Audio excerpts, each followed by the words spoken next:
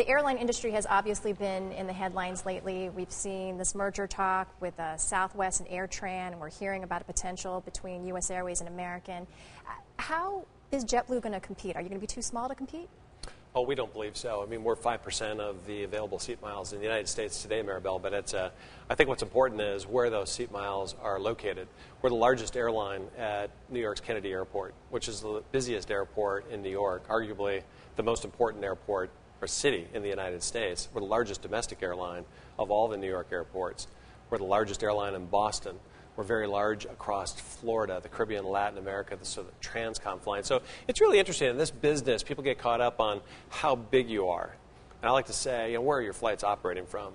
And we're in some really, really important and thick cities, as we'd like to say. So we think we're very well positioned, especially as the rest of the industry, as you mentioned, is consolidating. And so let them consolidate. Let them rip out some of the seat miles that are unnecessary.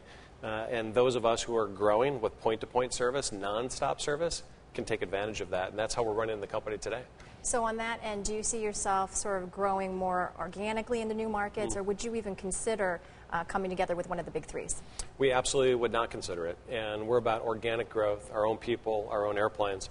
Let them merge. Let them try to integrate cultures and their operations. We'll just keep taking a new airplane and adding our own JetBlue experience. We think that's what it's all about. Switching gears a little bit here, Sure. Where do you see oil prices going and how that might impact maybe fares? I think for us, first of all, the bulk of the cost of oil was really offset with additional fares, and I think the traveling public understood that in 2011. My sense is the same will continue in 2012. People get it. When you're at the pump and you understand that you're paying more this summer, people get it, why an airplane ticket may cost more. But I think for us, we have the youngest fleet of any major carrier.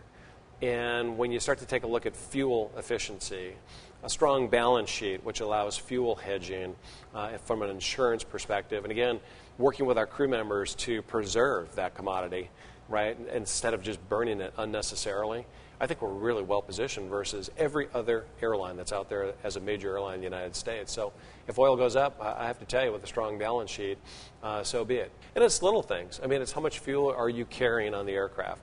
It's single-engine taxi as opposed to burning two engines when you're just waiting in the queue for takeoff. It's little things that make a lot of difference with fuel conservation. And I do think that people have looked at our cost structure and said that, hey, listen, if oil doesn't get them, aging aircraft, right, and the labor costs are going to get them.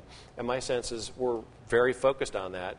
And the growth that we now see at the company, this is the right growth as opposed to the hyper growth. We've seen that chapter. So we're not going to do that again. But as we moved into free cash flow and now return on invested capital metric, I think we're really well positioned. JetBlue has a huge following, but we've seen headlines in the news, whether it be passengers stranded on tarmacs or what happened to your pilot. How do you bounce back from that? Yeah, the brand, thank you, the brand is strong. And I think because the brand is so strong and the ambassadors that we have, we'll accommodate close to 30 million people this year. And when the brand is in the news, boy, we fall hard also. And so my sense is, first of all, be transparent. Be right out there.